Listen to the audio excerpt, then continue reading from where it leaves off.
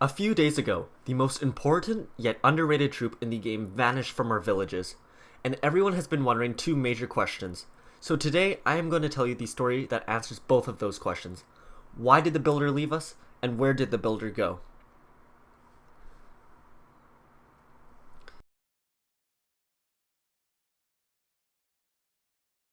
So without any warning, a few days ago, our beloved builders decided it was finally time to take a hard-earned vacation. He was very tired from working non-stop for 5 years, sometimes upgrading defenses back to back to back, and not getting the chance to sleep for up to 14 days. So without warning one day, he decided to pack up his stuff and leave. So he put his hammer in his bag and took off. He decided to take the fastest way to where he wanted to go, and that was by Springtrap. Although the Springtrap was the quickest way out, it was not the safest or most reliable.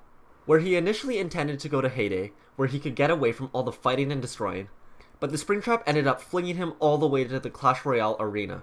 Unfortunately, he ended up landing in the middle of an ongoing battle, where troops and builders were getting destroyed left and right. But thankfully, after only 3 minutes, the battle ended. The builder needed to get out of there right away, so he confronted the king. He asked him where he was and how he could get home. And to that, the king replied, "You are in Clash Royale, in the arena Spell Valley, and everyone in this arena is required to fight." The king went on to tell him, "I will send you home after you have helped us get into the next arena, the Royal Arena." Obviously, the builder was not fond of the idea of fighting, so he decided to offer something else instead. He asked the king if he could help them get into the next arena, but not by fighting. The king was confused but decided to allow it. So the builder got to work doing what he loved doing best, building things. In a matter of less than a day, he whipped up an entire arena, made from turning gears and lots of wood. He decided to call it the Builder's Workshop, which would be unlocked between Spell Valley and Royal Arena. The king, who was very pleased by this, since the builder kept his word, technically he did get them into the next arena. So the king told the builder he was free to take one of their balloons back to his village. But surprisingly, the builder refused. He said that he actually enjoyed it here and wanted to stay and build more stuff. So the king granted him his wish, and after seeing what he was capable of, decided to give him any necessary supplies he needed for his projects. But he also had one other condition, and that was that he had to do all of the maintenance on the arenas. So the builder spent his nights creating new inventions and his days maintaining the battlefield, which mostly consisted of mowing the lawn, lots and lots of cutting the grass. But the builder didn't mind too much, since no one was destroying any of his buildings. Sure, they were destroying the towers, but at least they weren't destroying his entire arena that he just built. So during his nights, he would work on his crazy new inventions, and one day he ended up creating a new troop for the game. It was the first of its kind, and it was the Sparky, the first machine troop within the game. Then he continued to create new troops.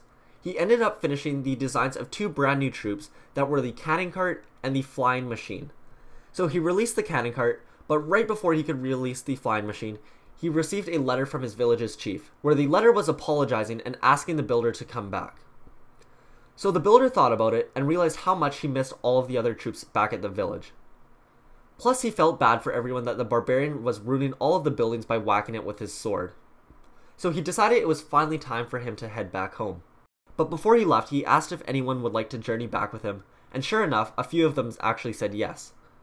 So they took the balloon from the king and set off back home. When they arrived back home, they were greeted by everyone, and the builder was given a brand new statue of himself. As well, the barbarian, giant, witch, and wizard all offered to help him with building upgrades from now on. But everyone was truly curious about who his new friends were. So the builder introduced them. Meet the Bowler, Baby Dragon, Miner, Ice Wizard, and the Battle Ram. Unfortunately though, the Ice Wizard and Battle Ram can only stay for about a week, then they have to head back home. Everyone welcomed the new additions with open arms, and everything was great, and the builder felt a lot better.